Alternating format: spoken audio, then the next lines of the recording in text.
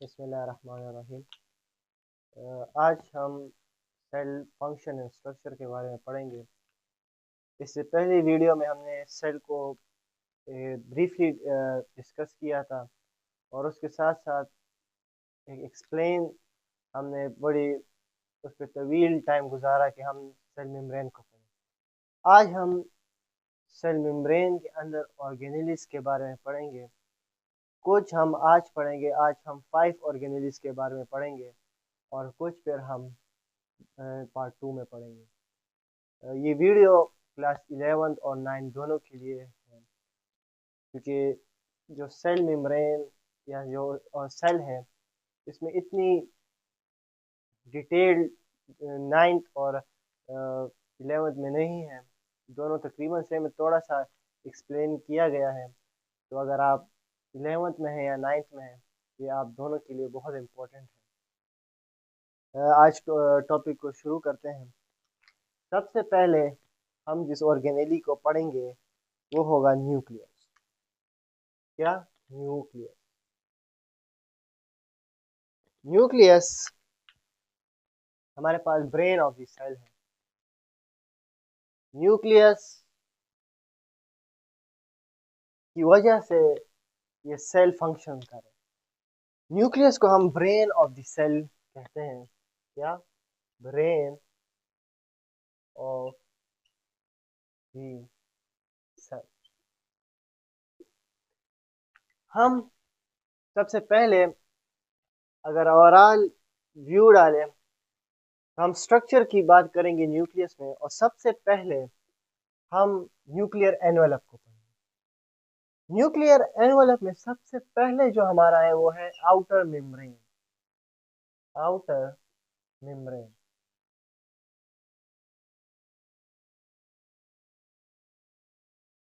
Nucleus हमारे पास double bounded membrane है। आपने अक्सर पढ़ा होगा कि ये ऑर्गेनेल्स हमारे पास सिंगल बाउंडेड है और ये हमारे पास डबल बाउंडेड है। तो जो हमारे पास न्यूक्लियस है वो है डबल बाउंडेड मेम्ब्रेन। सबसे पहले हम आउटर मेम्ब्रेन के बारे में पढ़ेंगे। आउटर मेम्ब्रेन जो हमारे पास न्यूक्लियस का है, इसके साथ यहाँ पे राइबोसोम्स अटैच। इन राइबोसोम्स का फंक्शन क्या है वो हम फिर आपको आगे इस वीडियो में बताएंगे, लेकिन इतना याद रखिए कि द आउटर मेम्ब्रेन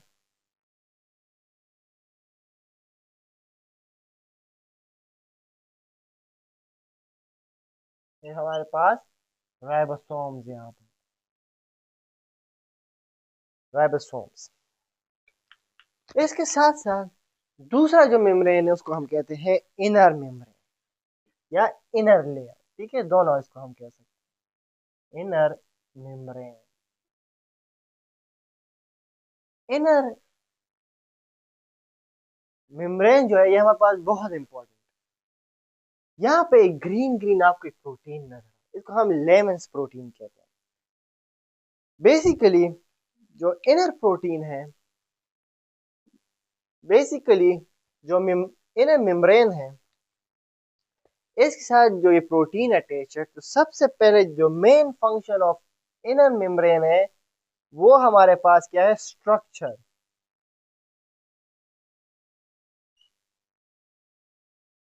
जो न्यूक्लियस का स्ट्रक्चर है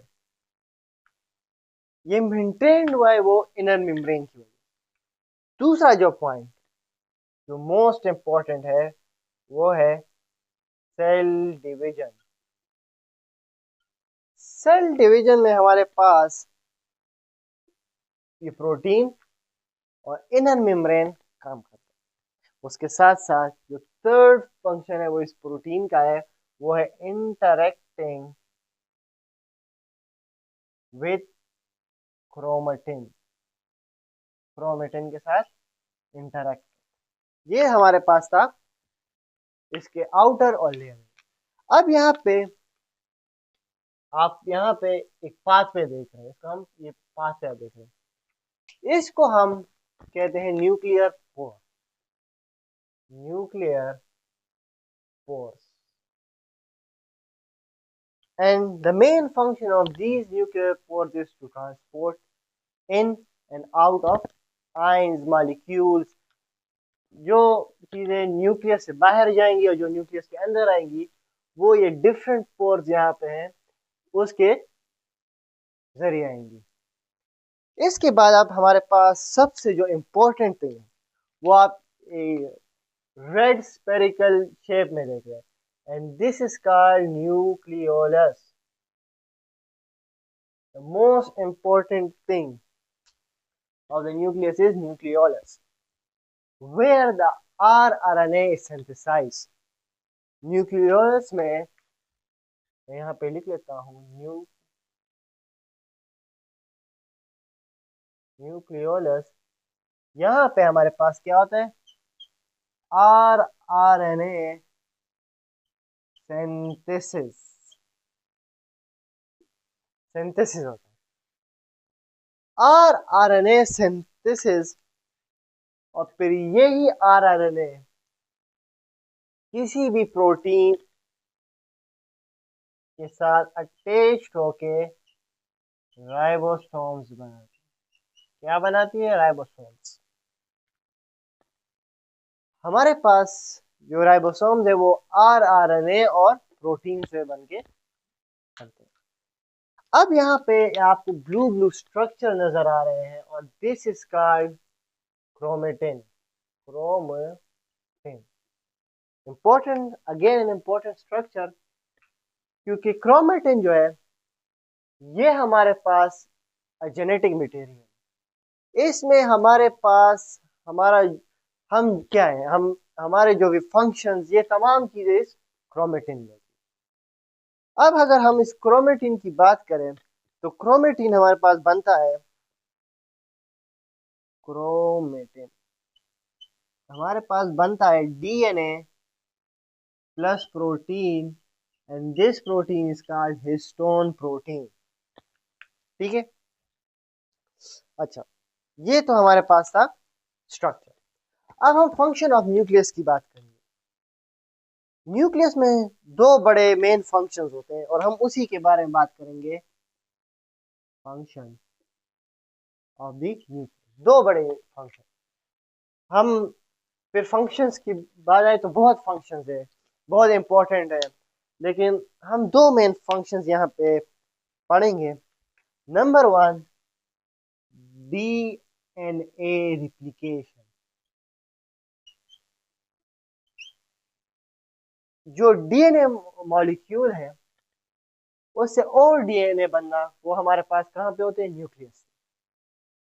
हम पे आगे जब डीएनए के बारे में पढ़ेंगे तो हम फिर डिटेल से पढ़ेंगे किस तरह होता है, लेकिन अब हम सिर्फ इतना याद रखिए कि यहाँ पे जो एक मेन फंक्शन है वो है डीएनए रिप्लिकेशन। दूसरा जो मोस्ट इंपॉर्टेंट है वो है आरएनए ट्रांसलेशन। और तीन किस्म के आरएनए बनते हैं। एक को हम कहते हैं आरएनए, जो कि हमारे पास राइबोसोम्स में इस्तेमाल है। ये फिर हम आरएनए के टॉपिक में पढ़ेंगे। MRNA, messenger RNA and tRNA. अच्छा, ये तीन किस्म के हम यहाँ पे हमारे पास आरएनए बनते। ये था हमारे पास न्यूक्लियस। अब यहाँ पे हमारे पास एक और इम्पोर्टेंट ऑर्गेनेली है, उसको हम कहते हैं एंडोप्लाज्मिक रेटिकुलम। एंडोप्लाज्मिक रेटिकुलम हमारे पास दो पार्ट्स, आप उसको कह लें डिवाइड है। एक को हम कहते हैं रफ एंडोप्लाज्मिक रेटिकुलम और एक हम स्मूथ एंडोप्लाज्मिक रेटिकुलम। अब हम पहले ओवरऑल एक स्ट्रक्चर बने किस तरह यहाँ पे प्रोटीन जो हमारे इसका फंक्शन है वो होंगे। यहाँ पे देखिए डीएनए मॉलिक्यूल है, मैं यहाँ पे इधर लिख लेते हैं कि ये न्यूक्लियस में होगा। In the nucleus there is a DNA molecule which will be converted into mRNA, messenger RNA में। ठीक है, अब मैसेंजर आरएनए में कन्वर्ट हुआ। अच्छा, अब डीएनए और मैसेंजर आरएनए के बाद यहाँ पे अब हम क्या करेंगे, मैंने आपको कहा था यहाँ पे आउटर लेयर पे ribosome, they will attach with the ribosomes. Ribosomes, ribosomes के साथ these ribosomes will bring dead messenger RNA to the rough endoplasmic reticulum। लेकिन उससे पहले राइबोसोम्स will make क्या, proteins, and now this proteins will be there। अब हम rough endoplasmic reticulum, rough endoplasmic reticulum, rough endoplasmic reticulum के structure और function. इन structure कोई इतना खास इसमें नहीं है, बस इतना एक डिफरेंस आप रखे कि rough endoplasmic reticulum has ribosomes. क्या है? राइबोसोम्स। लेकिन अब यहाँ पे हम इंपॉर्टेंट बात करने जाएंगे, प्रोटीन्स आर मेड। क्या होगा रफ एंडोप्लाज्मिक रेटिकुलम में? Protein synthesis.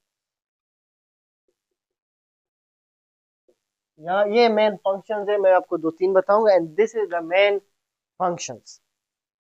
अब ये प्रोटीन सिंथेसिस जब करेगा तो या तो इससे लाइसोसोम्स बनेंगे, ठीक है, या तो इससे ये मेम्ब्रेन में इस्तेमाल होंगे, membrane of organelle.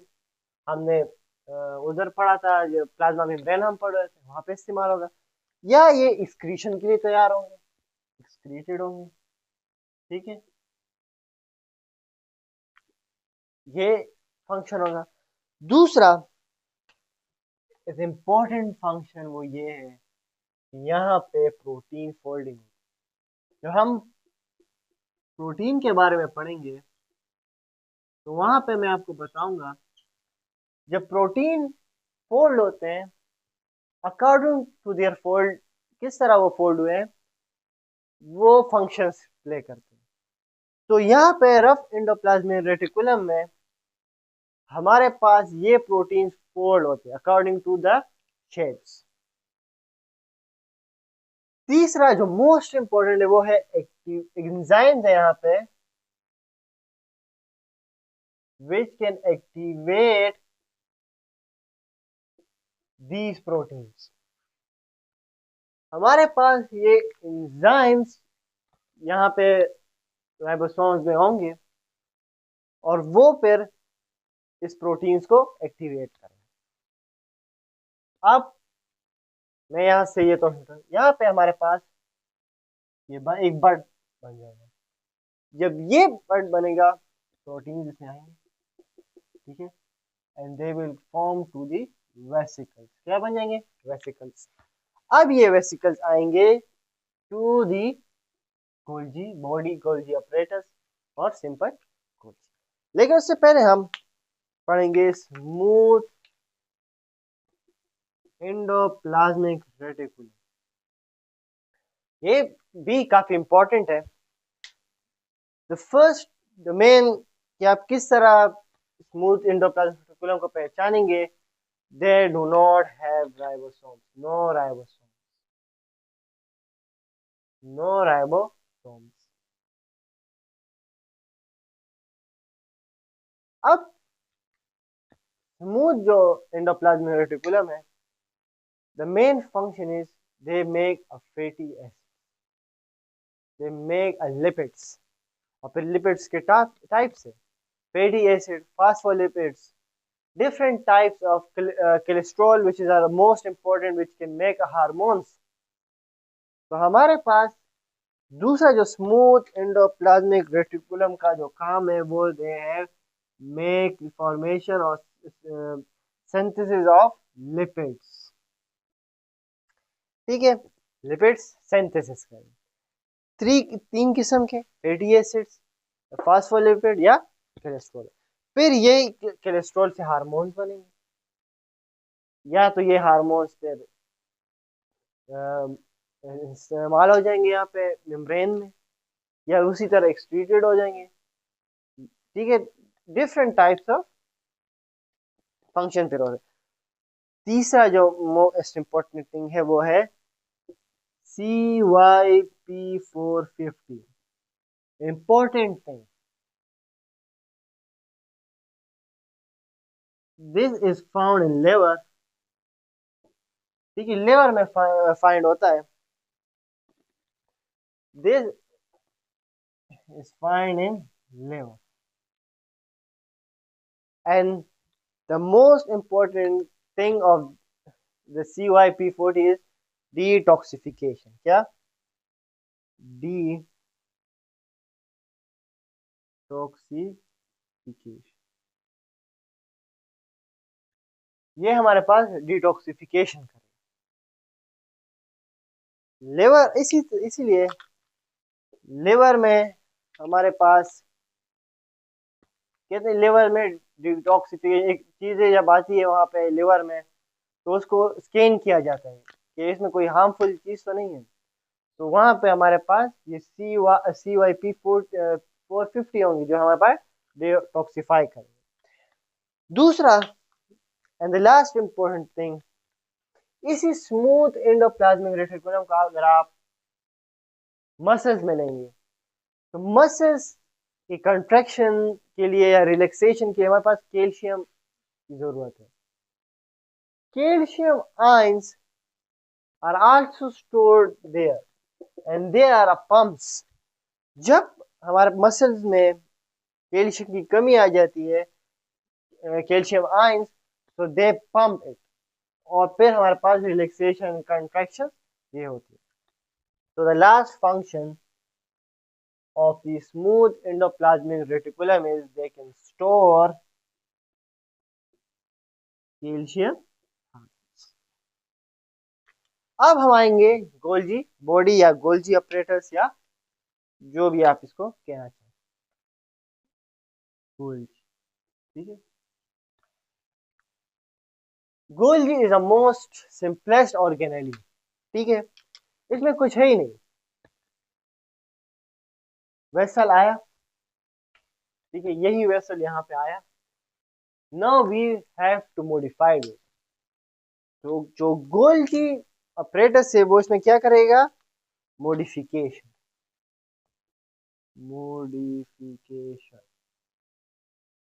The most important thing of the Golgi body or Golgi operator is modification। फिर यही अब प्रोटीन्स आए, उससे ये लाइसोसोम्स बनाए, या यही मॉडिफिकेशन इसको सेल से बाहर भेज देंगे, यही मॉडिफिकेशन इसको मेम्ब्रेन्स में इस्तेमाल करेंगे। अच्छा, दूसरी बात याद रखिएगा कि सिर्फ रफ एंडोप्लाज्मिक रेटिकुलम से नहीं आते, बल्कि स्मूथ एंडोप्लाज्मिक रेटिकुलम से भी वेसल्स आते हैं, और वो भी यहाँ इस तरह मॉडिफिकेशन होते हैं। लिपिड्स बन रहे हैं यहाँ पे, वो मॉडिफाइड होंगे यहाँ पे, उसके बाद ये और अपने फंक्शंस की तरफ जाएंगे। अच्छा, अब हम आएंगे लाइसोसोम।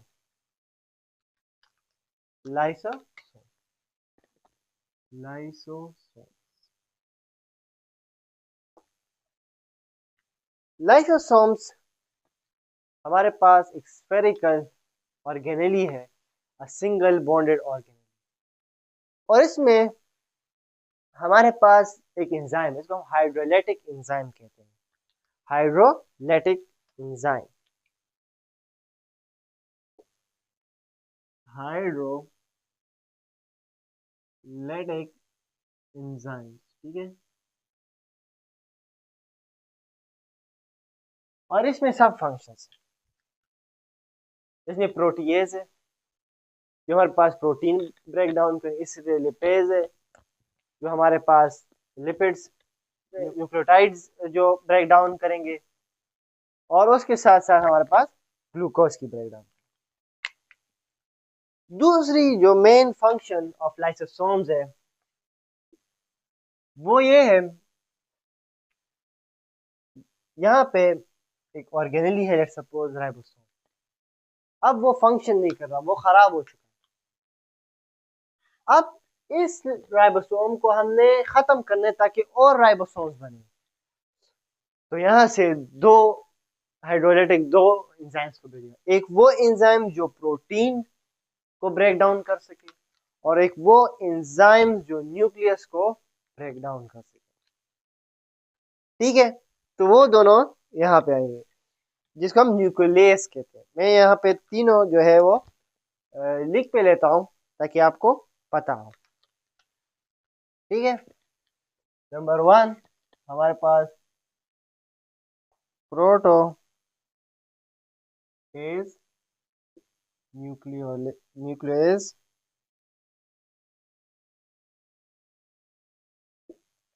लिपेज और सॉरी ग्लूकोसाइड। ये तीन हमारे पास यहाँ पे एंजाइम्स है जो कि हमारे पास यूज होंगे to break down a particular molecule. ये हमारे पास break down of protein, break down of nucleus, break down of lipids and break down of glucose. अच्छा, हम बात कर रहे थे अब ऑर्गेनेली को इसने खाना है टू ब्रेक डाउन इट। ठीक है, उसको हम कहते हैं ऑटोफेजी, फेजी ऑफ ऑर्गेनेली।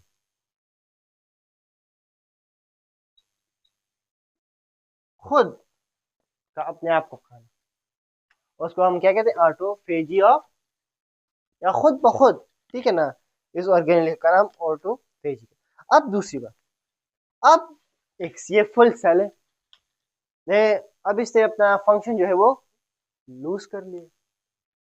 अब इस सेल को ब्रेक डाउन करना क्या होंगे, ये ब्रस्ट हो जाएंगे और ये तमाम एंजाइम्स यहाँ पे डिस्ट्रीब्यूट हो जाएंगे और इन तमाम ऑर्गेनेलीज और इस सेल को खाना शुरू करेंगे। इसको हम कहते हैं ऑटोलेसिस।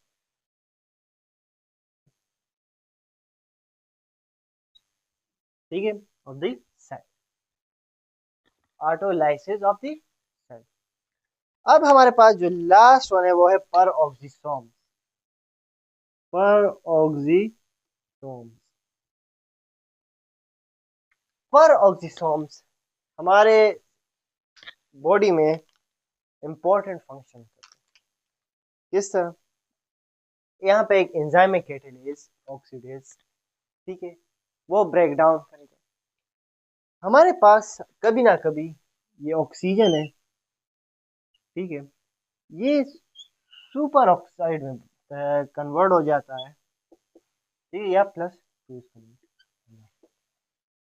और फिर ये वाटर के साथ कंबाइंड होकर H2O2 बना, जो कि हमारे बॉडी के लिए बहुत नुकसानदेह है, जो कि हार्मफुल है, आपके सेल को खत्म कर। इसको ब्रेक डाउन करना वो पेरोक्सिसोम का काम। क्या करेगा वो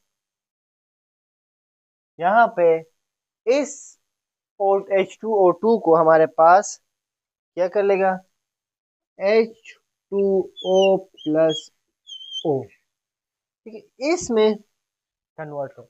अब वाटर भी हमारे लिए इम्पोर्टेंट और ऑक्सीजन भी, तो ये हार्मफुल जो हमारे पास पेरोक्साइड्स है उनको ये हमारे पास वाटर और ऑक्सीजन में कन्वर्ट करें। ये था हमारे पास ऑर्गेनेलीज जिसको हमने थोड़ा बहुत डिस्कस किया। इसके बाद हम माइटोकॉन्ड्रिया और राइबोसोम्स और जो हमारे पास ऑर्गेनेलीज है हम उसको पार्ट 2 में डिस्कस करेंगे। अभी तक इतना ही, थैंक यू।